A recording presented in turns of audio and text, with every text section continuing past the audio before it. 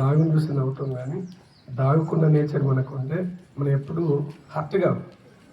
ఎందుకంటే కుక్క ఎప్పుడు మనల్ని హర్ట్ చేయదు. అంటే కర్షక కుక్కల గురించి కాదు నేను మాట్లాడేది, మనం పెంచుకునే కుక్కల గురించి. పెంచుకునే కుక్క కొన్ని సందర్భాల లోపల దాని యజమానులు చనిపోయినప్పుడు ఇంటిల్లిపాది రిటర్న్ వచ్చేస్తారు, కానీ పెంచుకున్న కుక్క మాత్రం కొన్ని రోజుల పాటు ఆ సమాధి దగ్గర ఉంటుంది.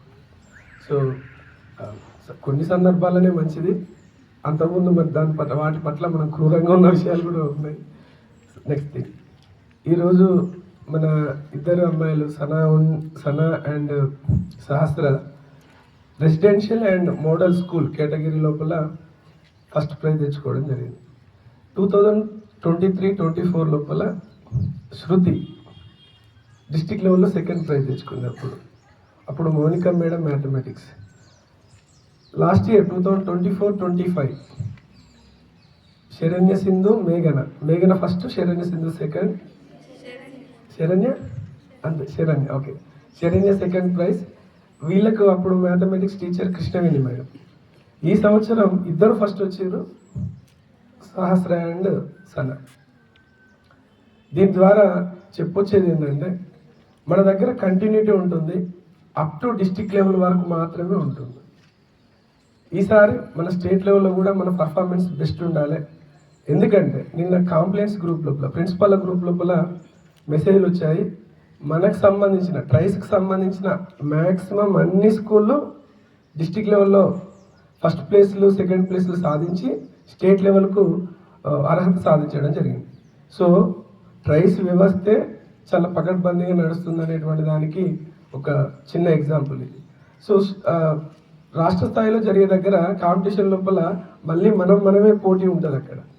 సో కొంచెం కష్టపడి రాష్ట్ర స్థాయిలో మన యొక్క పర్ఫార్మెన్స్ను చూపెట్టి ఈసారి మనం ఎక్స్పెక్ట్ చేస్తున్నాం మీ దగ్గర నుంచి.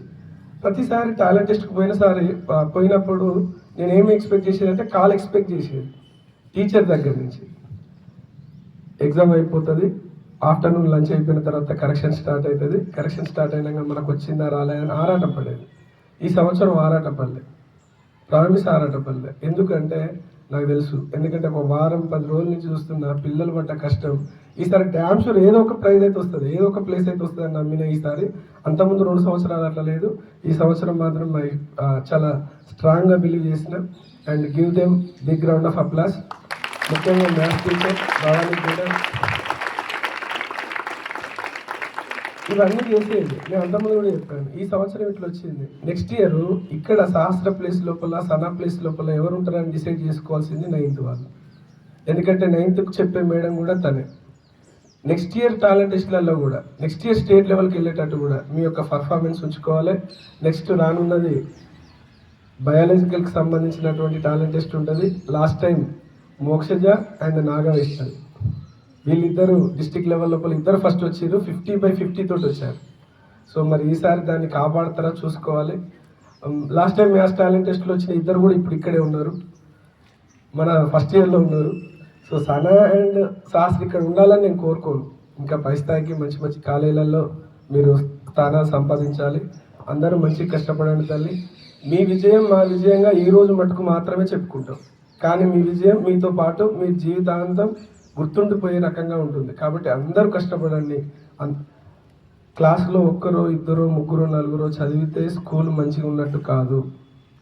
ప్రతి ఒక్కరూ సంతోషంగా తమకు నచ్చినటువంటి రంగాలలో వీలైనంతగా ఒక పక్షి కనుక రెక్కల్ని చాపుకొని ఆకాశాల్లో విహరిస్తున్నట్టుగా క్యాంపస్ లోపల ఉన్న రోజు మాత్రమే ఆ స్కూల్కు ఒక మంచి పేరు.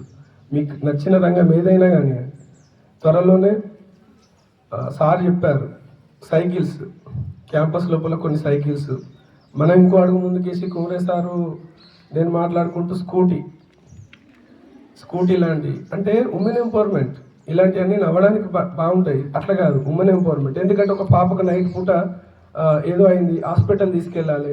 ఆ రోజు ప్రిన్సిపల్ సార్ లేడు, సార్ కార్ లేదు, లేకపోతే నర్స్ మేడం లేదు, ఎవరు తీసుకెళ్తారు? అర్థమవుతుందా? సో ఉమెన్ ఎంపవర్మెంట్ పరంగా మనం ఏ ఆలోచన ఉన్నా స్వాగతిద్దాం, మంచి చేద్దాం. ఓకేనా? దేనికి? స్కూటీకా? అన్నిటికీ. Thank you. మంచిగా చదువుకుంటారు. Thank you all.